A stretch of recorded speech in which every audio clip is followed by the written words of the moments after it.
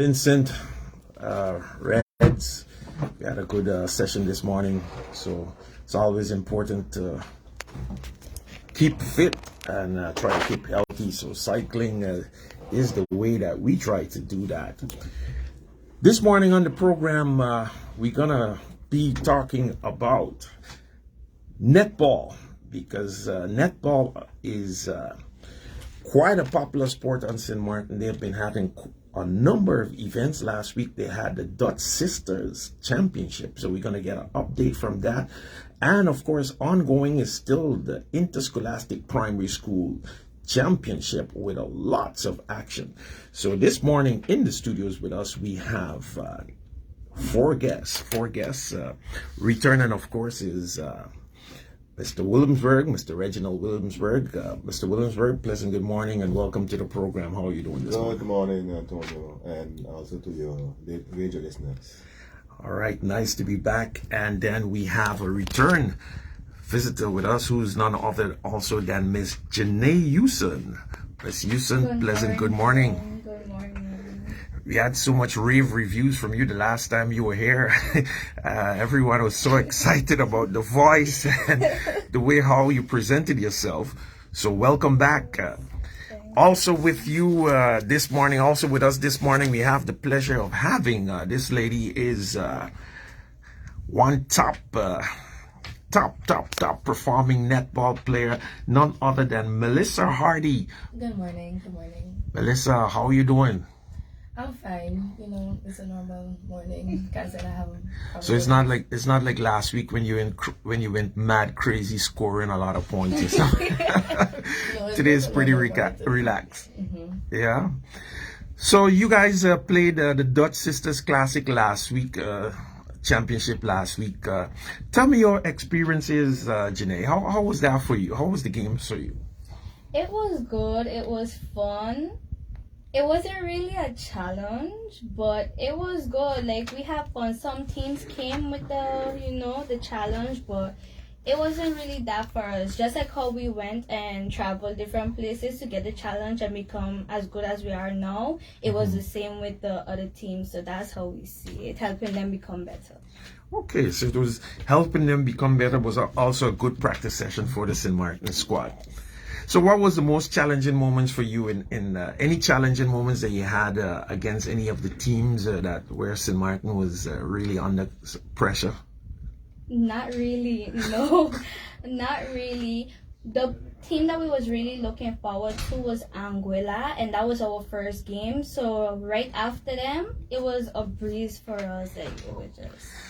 So. Yeah. Your position, what position do you play on the field, Melissa? Not Melissa, Janae. On the court, I'm wing defense. So what does a wing defender do? Tell us what's the role of a wing defender in the squad? A wing defends the wing attack, and the job for the wing attack is to carry the ball from the center circle into the shooting circle. So I just have to basically stop that and bring the ball back down to my team. Okay. All right. Let's get in a minute to Melissa. So Melissa, tell us, pull the microphone a little closer to you, Melissa. When did you start playing netball, and what got you interested in playing netball? I started playing netball about 6 years ago, and it was just an after school curriculum because Coach Lisa, she came to our school. And she and my gym teacher, they decided they wanted to try the new sport out with the children. So they just used us as practice, and she would come after school every Friday and we'll practice. And I really did fall in love with the sport. So which school are you attending, Melissa? I'm attending Academy. So 6 years ago you started, and so you didn't know anything about netball? No. Not one bit.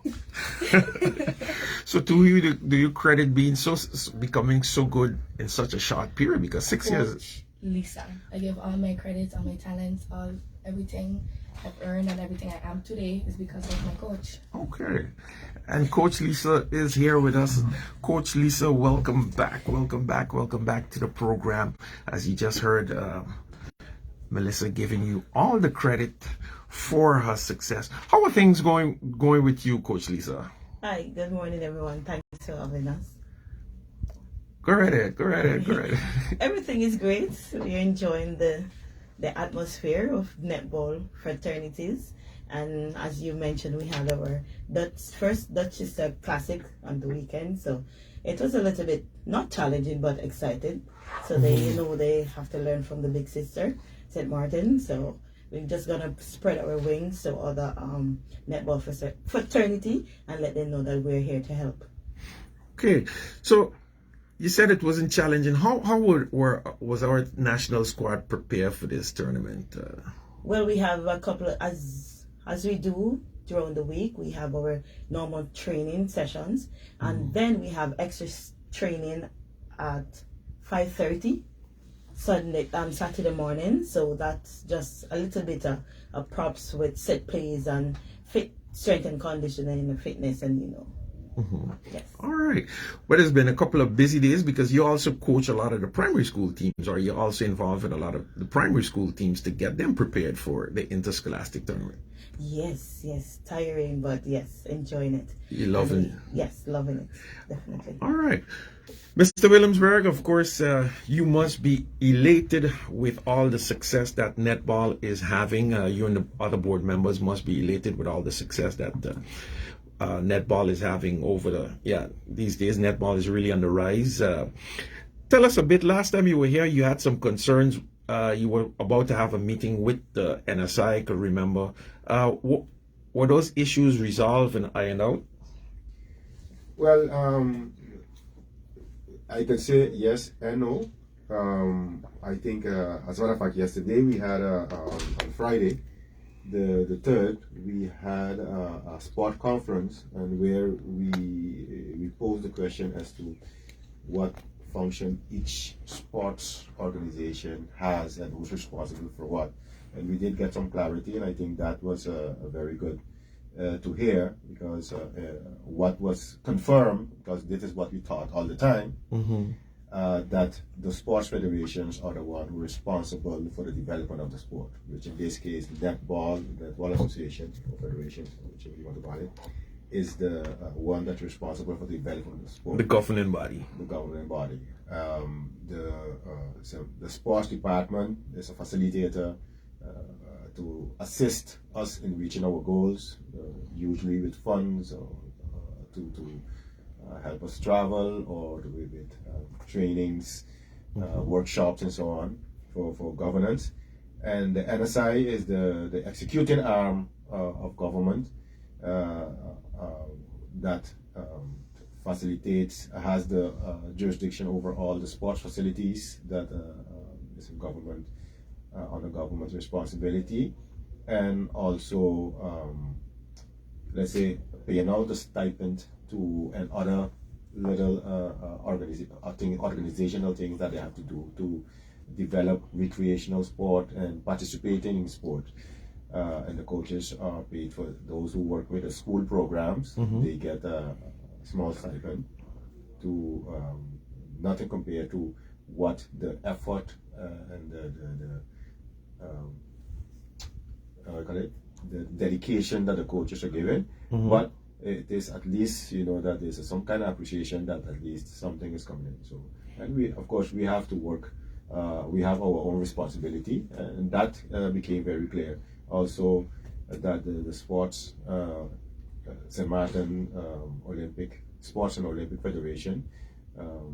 Let's be quiet. At a certain moment, I basically was a little harsh in stating, listen, at this moment, we do not see the added value of the St. Martin Sports. The St. Martin Olympic Federation. Yes. So based on that, it was made clear, and I think we also thought, we as members of the federation, all sports organizations that are members of the federation have a responsibility also to make accountable those who are in charge.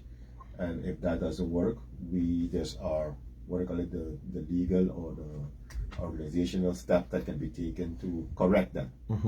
So all in all, I think, as I say, that some things still are not completely resolved yet, but in general, I think we have more clarity now, and we can go and do what we have to do. And as I stated last time, hey, don't be an obstacle to the federations, to the sports organization, but be a facilitator and work with us.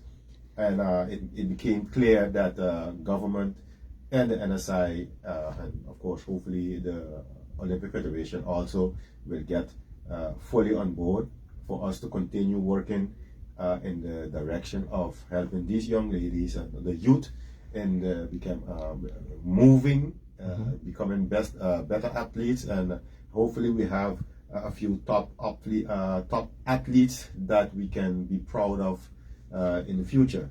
And we have some, as a matter of fact, when I see Melissa playing in the Dorchester Classic last week, I've been following her for some years now, but I was really proud to see how she was moving, not only scoring, but also up and down, getting the ball, being, if she's not scoring, she's feeding the goal shooter or the to score. So she was overall a fantastic player, and I just enjoyed seeing her. And basically, she had a scoring percentage.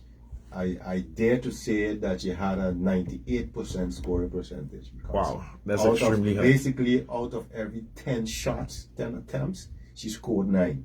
So. So that's fantastic. I was keeping track, so you see that. All right, but she's a product of the school, as she just mentioned, from the school, coming out of schools and going into schools. So has it been now agreed or confirmed that the Netball Association can continue their program within the schools to bring out even more talent? Because last time that was kind of the concern, whether you could continue with that program. And seeing the talent, that Melissa have coming out of the schools, she just mentioned that. Is that now resolved that you can continue working within the schools? Yeah, well, it became clear because first they had two separate programs. You had the school program, as they call it, and then you have the after-school program. And there was some confusion because they have the afternoon program too, and there's confusion what is what.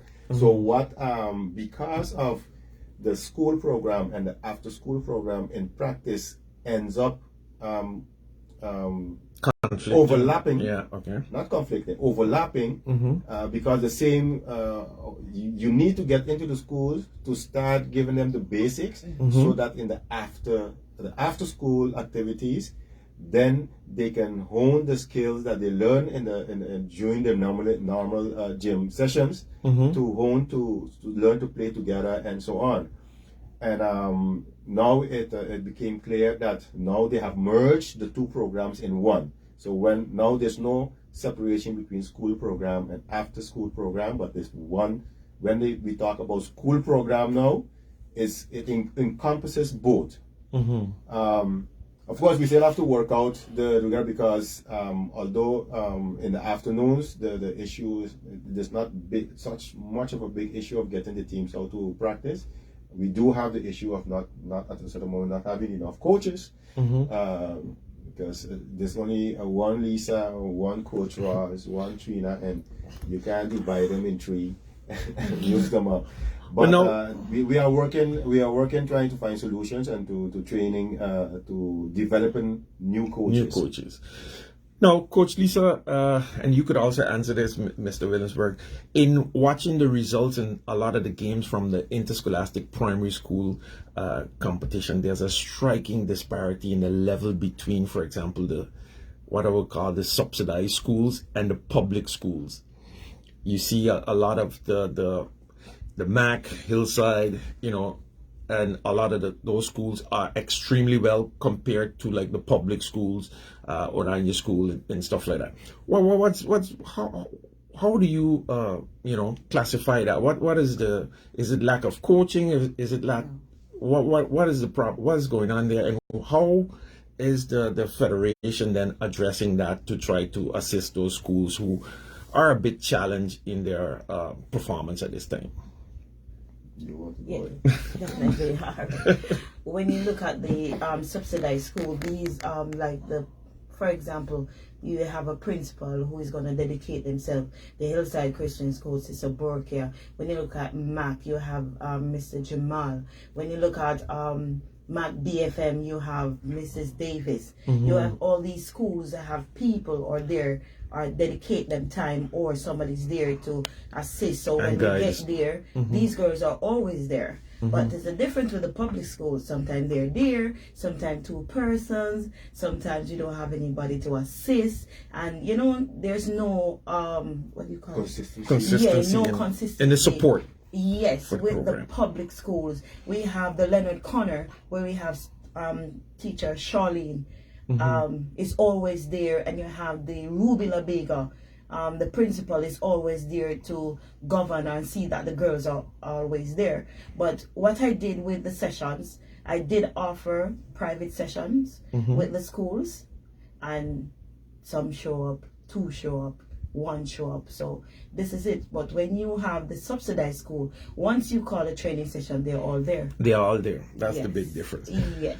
Well, radio listeners, go right ahead, Mr. Williams. Right? You wanted to... I think it comes to the commitment. It boils down to commitment that the schools are, because there's so much coaches the federation itself can do, and that's why you need commitment from the schools. So, and that's why you see the big disparity, as you stated, within the level of play compared to the others, even the Seventh-day Adventist school. Also, Yes. you see a higher. As a matter of fact, they used to be, when you look at these are schools that have been consistently for the last 6 to 7 years have been in the top 3, top 4 competitors. So they're always there, again, because of their dedication. As a matter of fact, Mac, J.I. Gums, in the past used to have 2 teams. They had team 1 and 2. This year, because we had more schools, we had to curtail them to only 1 team. So they have a much stronger squad now. Yes, and you see that, and you could see in the way Hillside, who is the leader in their group, in their pool, and Mac in their group, that last year they were in the top 3. This year, as a matter of fact, Mac is the defending champion.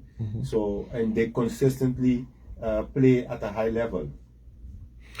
Yeah, very important. Well, radio listeners, of course, if you just joined us, you're listening to PJD2102.7 Sports Forum here on Saturday morning. I'm Antonio Venturin, and we're talking to the Netball Association Federation, and we are talking to them about their sporting activities, their activities. We have with us Coach Lisa, and also the MVP and top scorer, Miss Melissa Hardy, with Janae Houston here on the...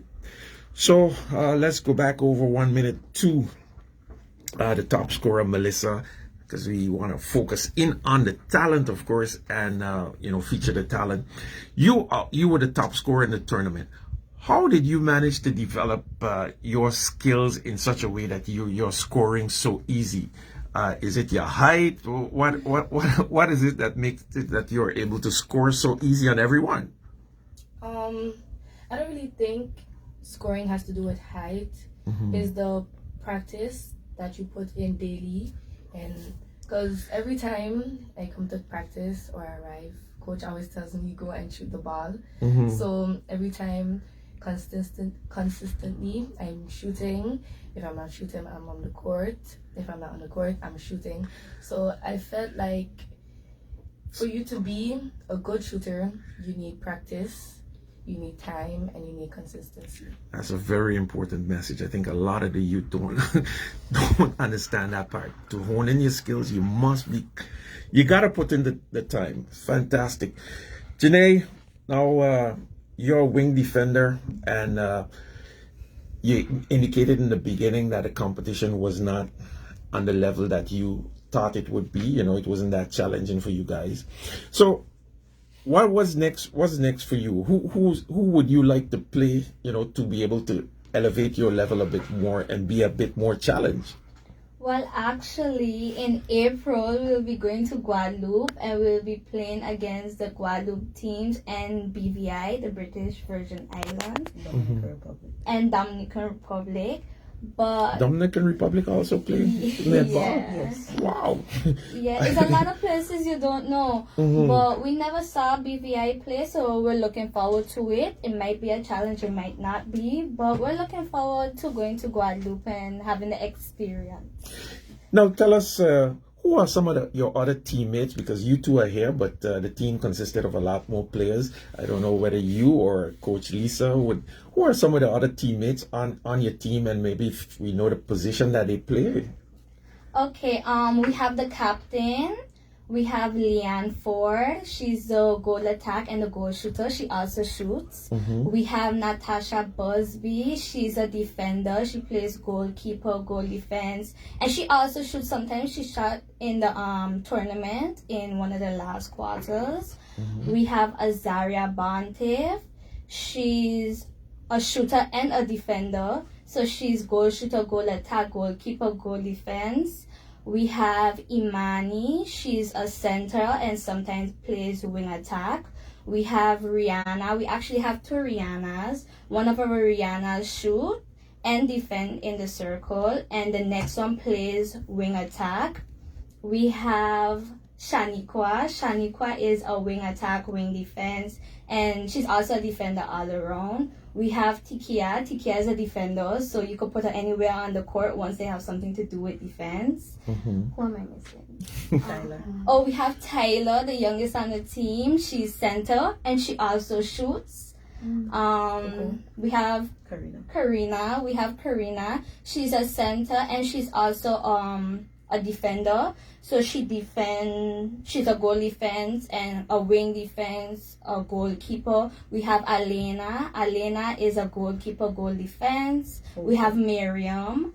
Miriam is a center, our center for as long as we are playing. Miriam is our center. We have Osha. Osha is a wing defense. We have Makia Moore. Makia is a wing defense, wing attack, sometimes plays center. And missing anyone? No, and I think that's everyone. If I miss out anybody, sorry. Who's the captain of the team? Who's the captain of the squad? Leanne Ford, yes. Okay. It's between Leanne and Natasha. Leanne is the captain, but like co-captain, we will say Natasha. Okay. And the coach for the team, was you coach the team, Coach Lisa, or? Yes. Yeah. All right. So, radio listeners, if you just joined us, of course, you're listening to Sports Forum here on PJD2102.7, and we are at the halfway point. We're gonna go over and look at some other sporting news here happening on the island, because we have a busy weekend in sports. Of course, last evening at the Irving Richardson ballpark, we saw the return of Pelican League Baseball. Pelican League Baseball is back. They restarted their competition last evening, and we had the Jays, formerly the Blue Jays. They went up against the Tigers, the Cahill Tigers, a brand new squad with young talent led by Tyreek Lambert, Antonio Gibbs, and a few more young talented players. They went up against the Jays. The Jays, of course, were powered by the King brothers, Julian, Julius, and Junior King. Also on that squad now, is Timothy Fleming from I think he was with the Owls last year. And the Jays won that game, the first game, comfortably with a score of 17-3. They read 17-3. You had a big 3-run homer from number 23, and I always confuse the brothers because all of them, their name starts with J, so it's either Julius or Julian. I think it's Julius that hit that 3-run homer. So the first home run of the Pelican League Series tournament. It's not a tournament, it's a season by Julius King. So today, March 4th at 7 p.m., the action continues at the Irving Richardson Stadium with the Quisquianos. The Quisquianos, last week we had the big man from the Quisquianos, Mr. Adonis Reyes, here in the studios with us. They're going up against the Mets. The Mets, of course, is under the leadership of Gabriel Brown from the Pony League.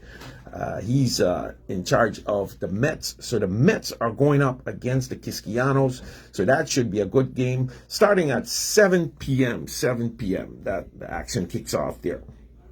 Then in softball, of course, we had our national squad who participated in the women's qualifier tournament in the USVI and the fast pitch tournament. That was really an experience for our ladies from St. Maarten. And today they are playing their final game at 2 p.m. So you got to tune in. The links are on Facebook. The games are being streamed live at 2 p.m. They're going up against Curacao. And Curacao is leading that tournament right now. They are 3-0 with 3 victories, followed by the USVI. They are 3-1. Aruba is 2-2. BVI also 2-2. And St. Maarten is in 5th place. They are 1-3. Going down to USVI, Aruba, and the BVI.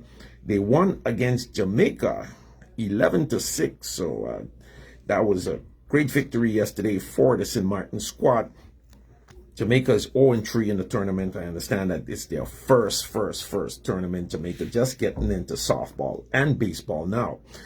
Back on the island, on the national scene, action continues at the John Cooper Hossa Lake Stadium this afternoon, and that's going to kick off at 1 p.m. In the male division, you're going to have the Friends going up against the Tigers at 1 p.m. And then in the female division at 2:30 p.m., you got the Jets facing the Scorpions. And right after that, you're going to have the Babylons. Babylons are going up against... let me just get that here on the screen for you. Babylon's supposed to be going up against... Last week, they played against the Illegales. Babylons are playing, help me out here. Let me see if I can find the information. You have to Google this information. It's all over the place. So give me 1 minute, see if I can pull that together. Or I'll have to get back to you. But Babylons, with who the Babylons are going up against. Can't really get that information there right now. For some reason, internet seems to be a bit slow. All right, in Little League action, Little League is preparing to start their new season for their 2023 season. There are registrations are open in the various categories. Registrations are open right now, and they're registering until March the 25th. So they're also looking for volunteers. They're at the stadium every day from Monday to Friday from 5 to 6:30 p.m. And they're looking at the minor category, which is from 8 to 10 years old. That's from Monday, Wednesdays, and Fridays. They're practicing from 4 to 6 p.m. And the major category from 10 to 12 and the seniors 13 to 16. Tuesdays and Thursdays from 4 to 6 p.m. So if you want to get your kids involved in baseball, Little League, you can check them out over at the Irving Baco Richardson Baseball Stadium. Now, in other sporting news, of course, we have, going on, we have the Swaliga Youth Basketball. Their competition are ongoing. We're going to get an update from them during the course of the week. So I'm going to have a call with Mr. Jamal Newton, who's also a coach for netball. He's a coach for the Hillside Christian School netball squad.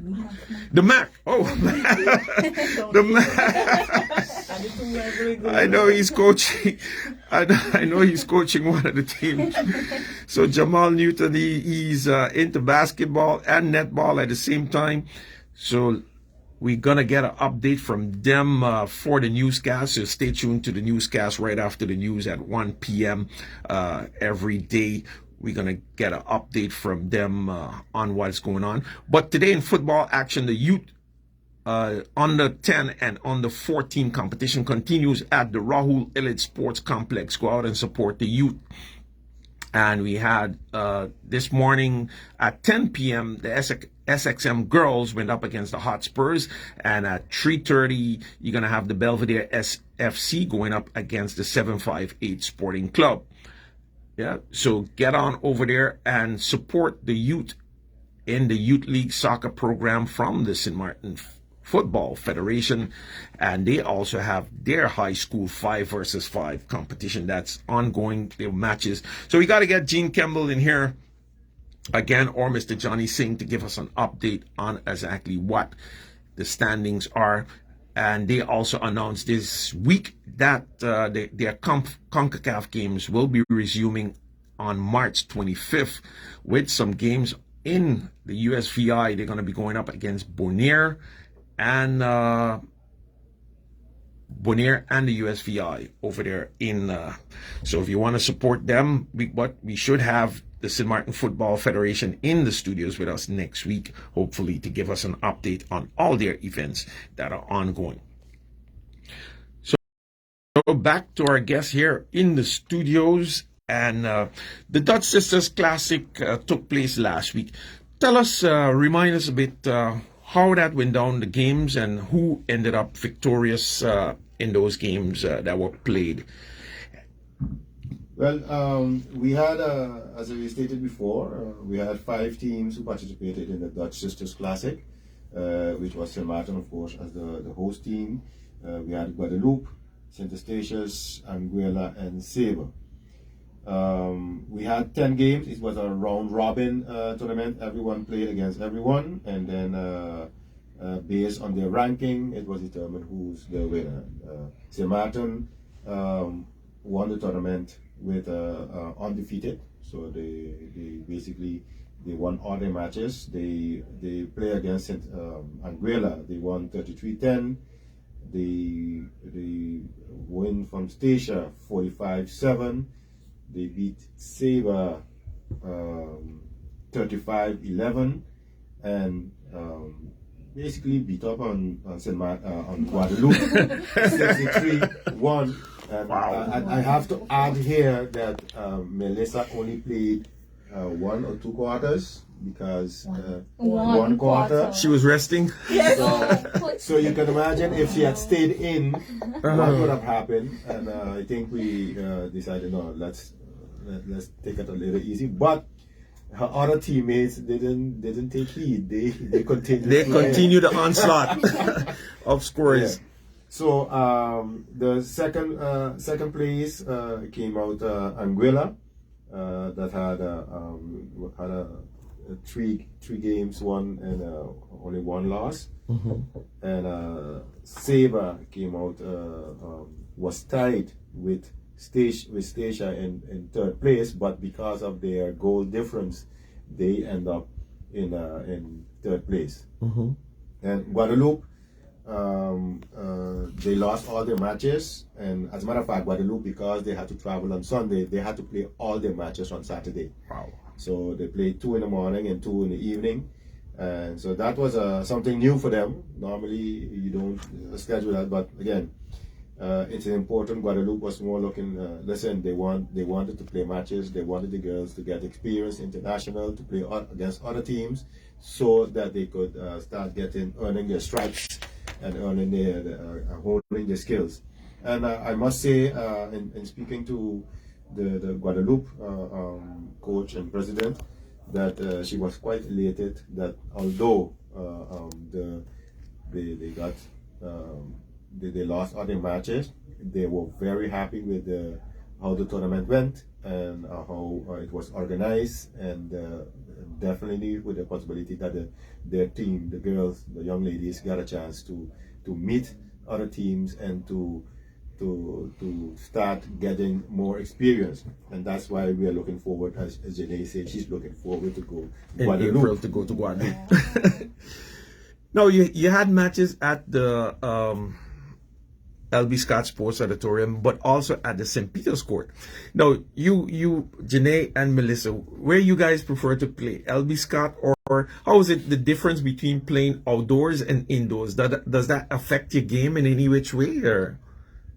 Not really, because we have experienced both places. We started off actually playing outside. We started off playing on the Cahill Court, which is no longer there. So we were accustomed to the outside, and then after in the auditorium, we got accustomed to that as well. But it didn't really matter. It don't really have a difference, just one closed up and one open, obviously. But it don't really matter to us because our coaches teach us that, you know, to play different places, up to playing on a wet floor when it's raining and whatnot like that. Because when we go away, we never know what we're expecting. Conditions to expect. What if it's a closed place, an open place, it shouldn't change how we just play, so we just practice in different type of sessions. Now, you guys were able to defeat these teams. What was the strategy that was used? Because I don't know much about netball. Like I got admitted, I see you can't. I know basketball a bit more. You can't dribble the ball, so you have to pass the ball. But what was? Are there set plays that you guys use to tell us a bit about the strategies to victory, Coach Lisa? I mean, you don't have to give away all your secrets because people are joining. Well, we did not go out at all on this game because we know we didn't have a challenge. Okay. So our set play is gonna be in Guadeloupe, where we're gonna come up on BVI and Dominican Republic, where we don't know, we never see them play. So it's gonna be a surprise. So our set plays, when we do in the morning, like 5:30, we do strength and conditioning and set plays. So we go through our set plays and continue on Tuesdays and Thursdays with fitness. So. Now, I watch some of the games. You don't see much shooters taking like the shooting from far. Is it? Explain me a bit. Is there a difference in points? Like if you shoot it from far, like in basketball, if you shoot it, the farther you shoot it from, you get more points. No, everything is just 1 point. That's 1 point, unless you're playing fast five, where you have it's the same netball, but fast five is 5 players where the wings are out. So you have 1.2 and 3, and it doubles when it comes to the power point. But normal netball is just 1, so near or far. It's just 1 point near or far. Yeah. Okay, so that's why you don't see much players. Most players try to take it a bit closer to the hoop. You could only also shoot within the circle. Within the circle. Yeah, within the circle, and the circle not that big, so. Yeah, and you have the limitations. You have the zones, and that's why you have let's say the goalkeeper and the goal shooter. They are constantly in the circle, and they could go up to the first zone. The goal attack. When you say the first zone, so there's a circle under the what do you call it? The rim, the rim. Yeah. The rim. There's a half circle. There's a half circle. Yeah. And then that's zone. That's the only place you could score. You could score. Yeah. Okay. And then when you see the other zone is where then? You have the court is divided in three sections. Okay. They have let's say the part the first third where you have also the circle, the shooting circle is that the positions that can play there are the goal shooter, the goalkeeper, the goal defense, the goal attack, and the wing attack and wing defense. Then and the centers. The centers are the one who can move the most between they cannot play in the circle, but they could move up. They could reach up to the circles for both sides. Okay. All 3/3. Yeah. The shooter and the goalkeeper, they can go outside of the first goal third. Then you have the center, the wing attack, the wing defense, the goal attack, and the wing attack, goal defense. That they could teach me, you know. Yeah. They should. They're the players. So, because I'm still learning, but they're working it every day, and as Jenny stated before, some of them play more than one position. So and that is, you have to be multi-functional. The more position you can play, the better. And of course, you have certain positions that you're better in, but you play at least 2 positions where you play. And because of that, you can dribble, you can walk with the ball, you have to pass the ball in 3 seconds. So they have a lot of limitations. In 3 seconds, you have to pass the ball, and then you have to kind of adjust your position. So I see. Yes. Okay. Yes, and that's where the moving around comes, and that's why I say, like Melissa, since she's here, And she, as soon as she starts down from The center court? the Like center this- court, Yes. and she gets the ball, the center passes to her, she passes to someone, and before you look at it, she's there in the circle already waiting for another pass. Okay. So you have to be. This is not a game that you could Stand be up. stationary. Yeah. You have to be constantly moving. Moving. And as a matter of fact, when I see them moving so much, I get tired. But they have been training so long, whatever, that it as a matter of fact, they would finish playing 2 games and then still want to play another game, and then, a scrimmage. So that is and with regards to the individual rewards, I forgot to state that we had the best defender is Natasha Busby from that's I love to see her play in defense. She's a firecracker. The goose. The The goose. goose. Yeah. We have the best shooter is Melissa Hardy, of course, from St. Maarten. The best mid-court player was Michaela Dorr of Sabre. She was the goal attack for Sabre. In the center. And she played center also. The most outstanding player was Deandra Richardson from Anguilla. She was the goal attack, and the MVP is Melissa Hardy of St. Maarten. And some people might be asking, Now, what's the distinction between outstanding and MVP? Exactly. You So see, the MVP have to come from the winner. Okay, Actually. okay, So okay. overall, you look at the entire tournament and choose somebody that is So best the of the MVP is like the person who is the most valuable for their particular team, Yes. Okay. while the most outstanding player is the one that overall Look at it exceeded overall. whatever. Yes. Okay.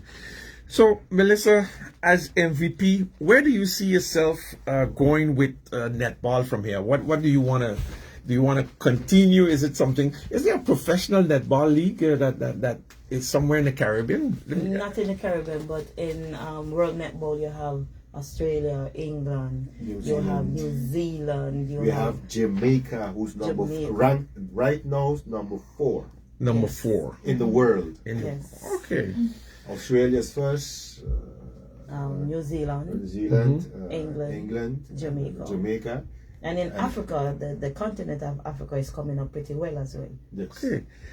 So So, also St. Vincent and the Grenadines, that Yes. is ranked in the 17th in the top 20. So we have a few Caribbean islands that are in the quite well high ranked. is it an Olympic sport also? Not yet. Not We're yet. looking Not to yet. go there in 2032. And yes, and let me explain why. 2032. Okay. And why isn't it Olympic tournament sport as yet? Because it doesn't have the full 2 disciplines. So they have, as well, most people know netball. As well, that's what I knew. Netball is a ladies' game, Yeah, female. a female game. But in order to be an Olympic sport, you must have also the male Male discipline and if possible also co-ed. So that is what World Netball is working on right now, to have some countries to have male leagues, that so that in the male division also we could have it, so that by 2032 we'll be able to say that yes, netball is Olympic sport. We netball did participate in the Central American Games, so that already is a great step. But now it's that's next step that we have to go to. So, Melissa, what's your ambitions being so good in netball? Where do you see yourself in the coming years with netball? What do you want to do? Well, obviously, I want to go to college. So if I can find a college that dedicates their time to netball, I can hopefully get a scholarship and take it from there. Okay. And right now you're at academy. Which grade you're in? Second. Okay, so you got quite some time to go yet. Now, in the Caribbean, you mentioned St. Vincent and Jamaica are the top teams in the Caribbean. Trinidad and Barbados is before. Yes. And how are we? So where the ambitions of St. Martin Netball is to, because right now you did the Dutch Sisters Classic, you're going to Guadeloupe, and I know last year you went to Jamaica for a training camp. And Sabre. So are there any high level tournaments that you guys are going to participate in 2023 or looking to participate in 2024 we have the qualifiers in Guadeloupe, where the under 21 are going to participate in the international scene. So this is what we're working on, and our girls to get different training camps and see them in that qualifier. And one day, remember, I will be on that world stage. Well, when you're there, remember to big up Sports Forum, all the little people that help you get there, When you're there, big us up, shout out to Sports Forum back. Well, one thing I could say, St. Martin is definitely ranked already, so that is a accomplishment already. We are position at number 43. But of course, how do you get higher ranked is by having what they call matches. You have to have matches, and the more matches you have to have minimum 6 matches for you to start being ranked. So no, they changed it. It was 6 matches because of the code. It was 8 before COVID. Because of the pandemic, it was downgraded to 6. But as of this year, it's going to go up again. It started already at 8 games already. I read my 8 international games. 8 international games. You have to rank in games, and what they have differentiation in weighted matches and unweighted. The unweighted are the ones that we are playing right now. We played like last week. The weighted one is the one that has the full-fledged international conditions are met. So next year, when we have the Battle of the Saints this year, we have to comply with all the international rules and regulations. The Battle of conditions. the Saints. Battle of the Saints. This is a recurring tournament that we have yearly, where we have the more senior teams coming in. Jamaica, we had Antigua, Dominica, last year, St. Kitts. So when we had it, those are going to be weighted games, and the umpires, we will not be picking any umpires. The umpires will be allocated, assigned by World Netball. They will come. They will have a coordinator coming out to run the tournament to make sure that everything is according to the regulations, international standards, which I understand completely. As you know, I come from another discipline. I'm the coordinator for the referees of the Eastern Caribbean, so and I do that job. So I know how important it is to have these games at that level, because these are the real ones that really count. Even if you don't, let's say you win some and lose, but that is what determines your ranking. All right. So let me ask, you guys have the primary school competition ongoing. Is there any plans to start a high school netball championship anytime soon, or this year? Are there any plans to do that? This year we're not looking at it as yet. We're not ready for that. Okay. But it is definitely in the plans. Part of our strategic plan is that for 2024 we will have the first high school netball competition. And of course, and we want to go further than that also, not only, and I think once we have the high school tournaments up and running, we can go to the next step as to have what we call a senior championship, regular championship.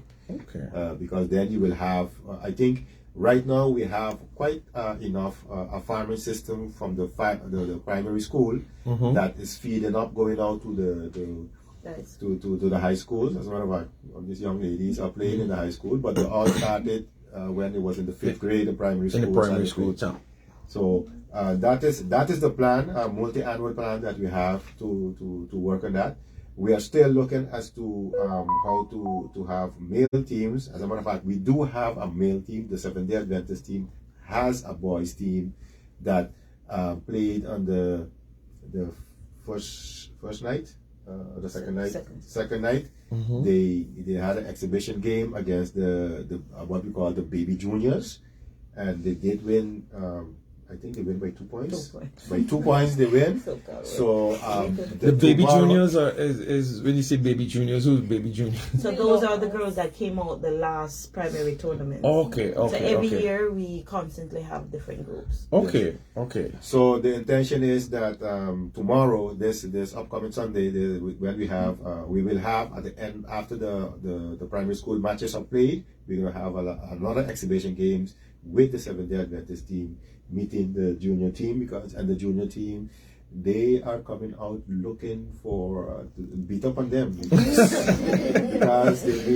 because now the boys are bragging and going around bragging rights. Yeah. They need to set the record straight. So the competition, of course, continues tomorrow Sunday at the LB Scott Sports Auditorium in the primary school netball championship. Tell us who's playing tomorrow, if you have that information. Who's going to be going up against each other? Because I can assume you have another action-packed Sunday full of games. Yes, we will have tomorrow. We will have 5 games. We will have the Sister Broertje playing against Sister Marie Laurence. We have Ruby La Vega against St. Joseph. We have Mac Jag against the Seventh-day Adventists.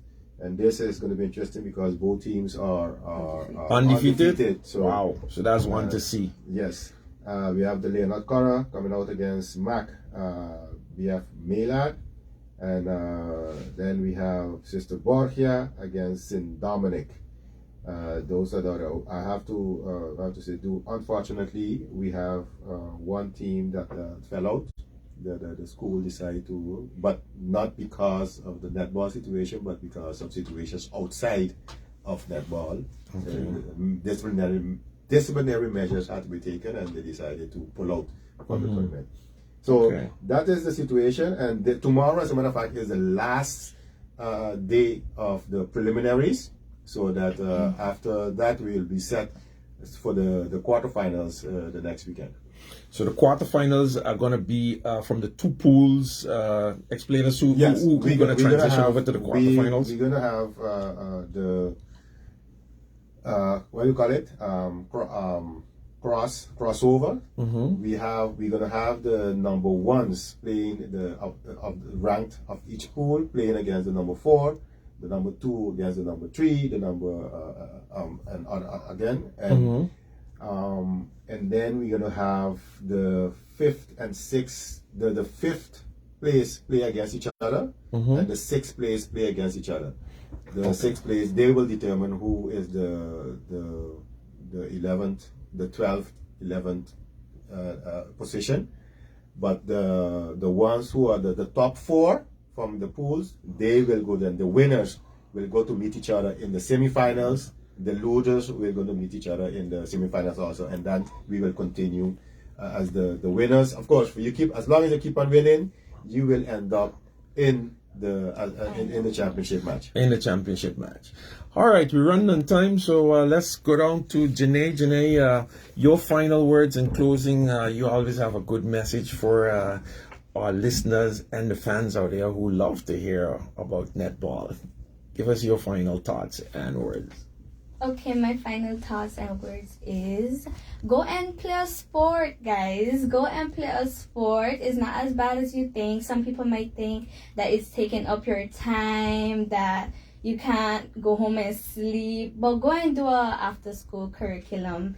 It's really fun, and it, as stressful as school can be, it will have you focused, because that's a place that you can go that will get you out of, the school mindset. But once you reach back home, you're back on that track. But go and do a sport. It's not as bad as you guys think. We get to travel. That's a pro. We get to travel. Go and play a sport. Go and play a sport, guys. Bye. All right, so that's a good message. Play a sport, and of course, netball is one of the sports in St. Maarten that has the most female participation on the island.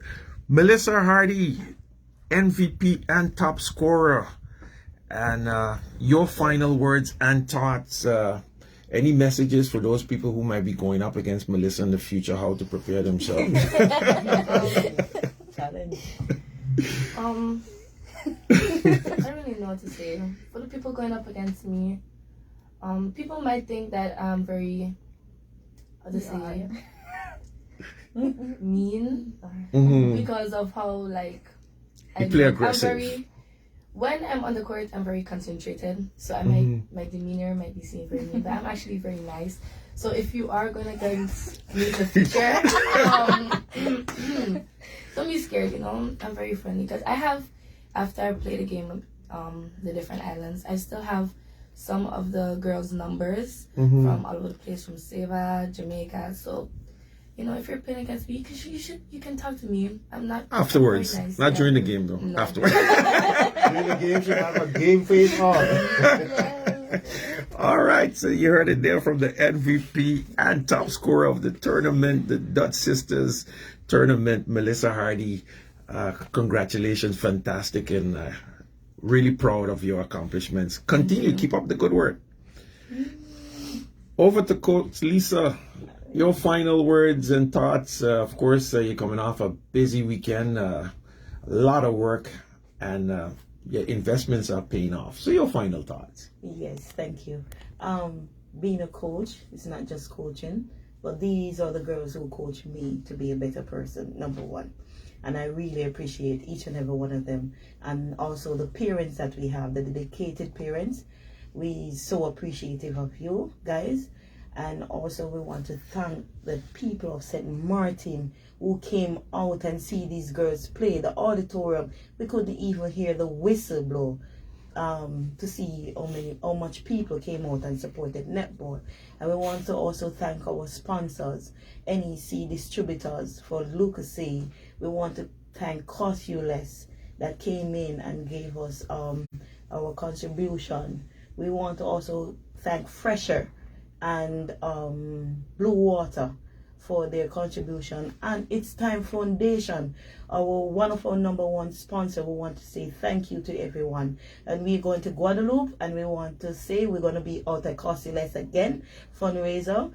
People of St. Maarten, you never say no. We owe you those trophy coming into St. Maarten, and you will get those trophy when we go out and play, because your money is there on us. Thank you. All right, you heard it there from Coach Lisa, and continue your fantastic works and efforts in softball. You're really doing a fantastic job. Netball! Netball. I have something that I have to mention about softball, because I promised them one result from one of the games from the final game going up today. So over to you, Mr. Williamsburg. Well, I can't say much. Coach Lisa said it very well and completely. Just going out there again, continue. We need support, because again, we're doing it for the youth of St. Maarten. So let's continue the great support that we've been having from our sponsors, from the parents, and continue that we will continue going up for higher heights. All right. So just before we go, I want to thank you guys, of course, for being here. Always a pleasure having you here, and you're invited, of course, to come back anytime you need to be on this program to put out a positive message. We're thanking you so much for coming in. Pleasant good morning to Miss Bunchy Cardi looking at the program, and I gotta big up my boy over there in New York, Alex Harrigan. Happy birthday to you, man. Happy belated birthday to you. You made birthday over the week, during the week. The last game that we were looking for this afternoon at 4 p.m. in the softball action, you're going to have the Babylons going up against the Hurricanes. So Babylons against the Hurricanes. So that's the last game. That's what we had for you today on Sports Forum. We want to thank you so much for being here with us, and invite you to join us next week for another action-packed filled program on Sports Forum. That's what we had for you. Ciao for now. Until next week. Bye-bye.